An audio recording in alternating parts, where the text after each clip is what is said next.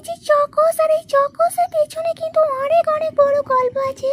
যেহেতু এই চকোসটা আমি গত কয়েক বছর ধরে চেষ্টা করছি কেনার, কিন্তু কোনো মতে কোনো কারণে না কোনো কারণে ভেস্তে যাচ্ছে, কেনাই হয়ে উঠছে না। কিন্তু ফাইনালি ফাইনালি আমি কিনে চলে এসেছি।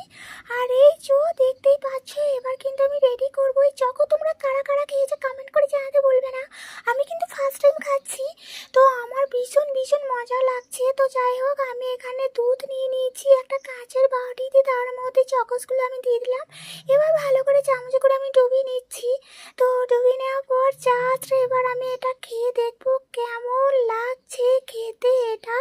আর এটা কিন্তু আমি সত্যি বলছি, খাওয়ার পর আমি সত্যি অবাক হয়ে গেছি। আমি কিন্তু ভেবেছিলাম একদম খুব খুব সুন্দর লাগবে, কিন্তু তার থেকে আরো আরো আরো সুন্দর লাগছে। এটা যে এত সুন্দর খেতে, ওই জন্য বাচ্চারা এত মন দিয়ে খায়। এতদিনে আমি বুঝতে পারলাম।